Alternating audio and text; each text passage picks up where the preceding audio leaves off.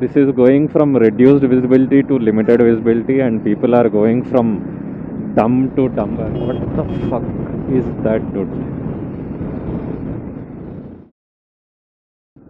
This is how the country roads were supposed to look like in the last 1 week. Okay, it looks a lot better on the camera, and it is on my helmet, so I can almost look through it and drive even if I don't have good visibility, I think. We are on our beautiful highway now.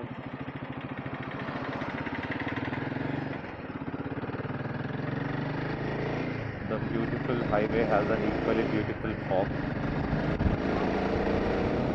Yeah,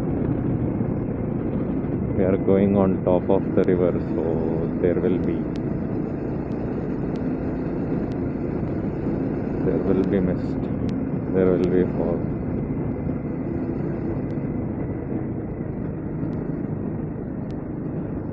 I am riding with my helmet visor on, FYI, and it's still very clear.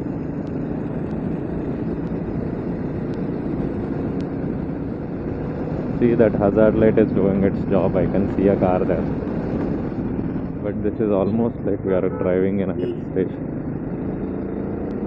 Yeah, but this demands 100% attention. You cannot be distracted and be doing 80 kmph on this road. Wow.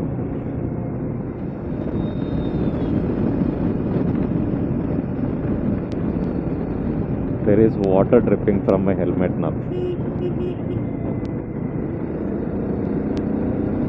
I won't be going faster than this even if there is no fog or mist, so not trying to keep up with the car. I know I'm driving on the right, which is not ideal, which is not right, but I can see if a truck is coming behind me, I'll move to the left and give them space. Just taking in the view, adventure, fog, water droplets, dew and everything. Yeah, definitely will get a cold.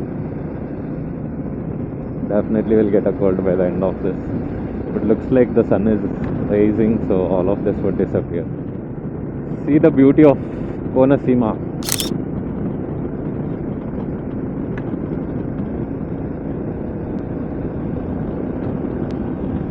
It's 20 to 23 degrees, but still there is fog, mist and everything. Looks like another little patch of fog. It's been 1 hour 15 minutes into this ride and we did 80 kilometers, so that initial slow roads and this, we are getting an average of 60 kmph. I think that's good enough. I'm not expecting any higher, but as we do more highway, I think we'll slowly get to 80 kmph, 85 kmph. I saw this biker. I think we've been going together for the last 20-25 kilometers. I mean, I would usually do 80, 85, 90 at the max, but this fog is so good, I want to experience it faster, which is dumb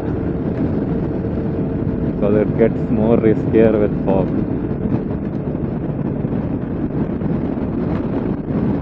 But yeah, dumb people is what most of them are on the road, so we'll go with the majority. What the fuck is that, dude?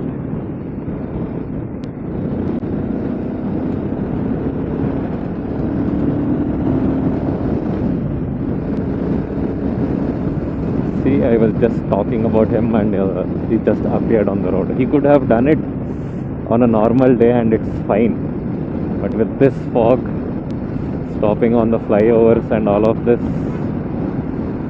not good. This is going from reduced visibility to limited visibility, and people are going from dumb to dumber without looking what's ahead, just blindly accelerating between the... No bro, not you. There was like until that point it was 3 lanes, and then ahead it is 2 lanes. I saw that gap and slowed down, but the car behind me didn't, so I had to give way. Yeah, there is that risk. Even if you can see clearly and you have 100% confidence on yourself, you should be mindful of other people. Yeah, this fog situation is not getting any better, and we both have decided this is our time to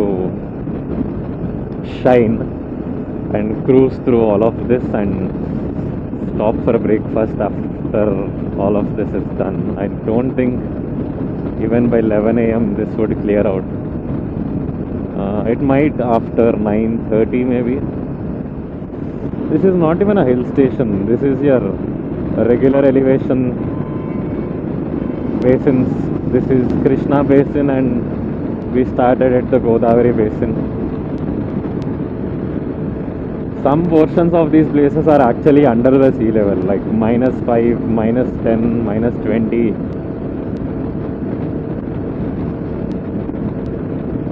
But there is fog here. Fog so good, cannot see the toll gate.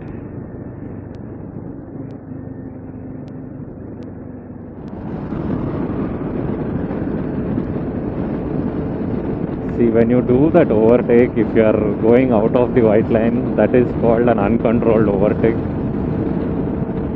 which is not something you should do.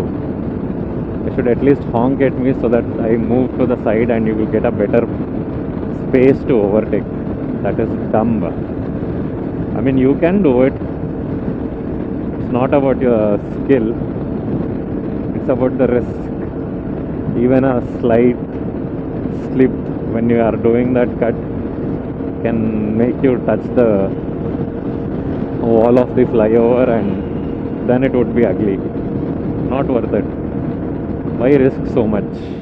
We are 54 kilometers away. The Himalayan says we have 53 kilometers of range left. I think it's fine.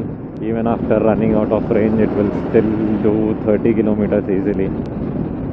So I'm not worried. I don't know if it is a bit cheaper in Telangana, maybe 1 rupee cheaper, but at 1 rupee or 50 paise cheaper, even if we do a full tank, it would hardly save us 10-15 rupees. So fine, we'll do a full tank here. This is the Vijayawada bypass.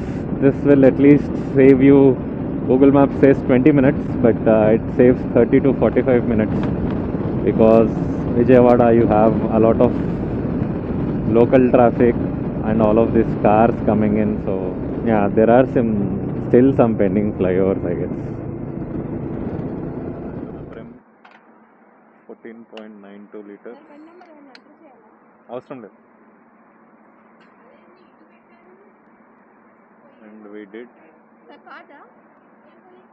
418 kilometers. We are still 272 kilometers away. I think it will take us some 6 hours, including our breaks. This is the Hyderabad Vijayawada expressway. We are on the border of Andhra Pradesh and Telangana. There you see "Welcome to Telangana." That bridge was on the Musi River. This road summarized in one video. These are goats, those are people walking on the road, bikes coming from all sides, a person walking on the road.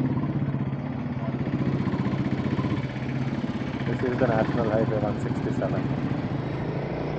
This is the Nagarjuna Sagar left canal or right canal, I forgot which side it is, but that is where is water coming from, and I think this is what makes Kodada green. When you are traveling with a not so common bike and for some reason you end up having an issue and you go to a local mechanic because you cannot find a authorized dealer or something, then the mechanic, depends, if he is very skilled, he would be able to figure out the issue, else he will be dependent on you to explain what the issue is, and maybe also show where or how to fix that. Like if a clutch cable broke, then if you could show him how to loosen it, or I think those basic stuff though they'll know. But if a fuse is burned, if you take out the fuse and give it to him, he can make a makeshift fuse with a thin wire that he has. I mean, in case you don't have any spares left.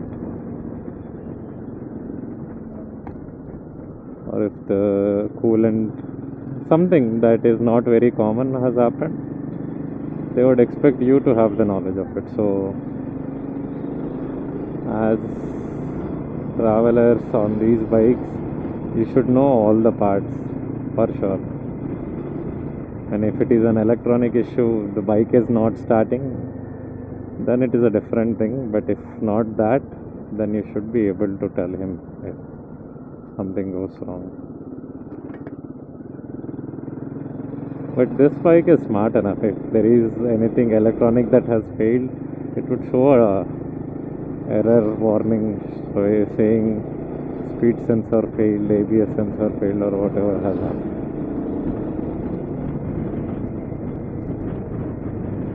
We hit 25,200 kilometers on the bike.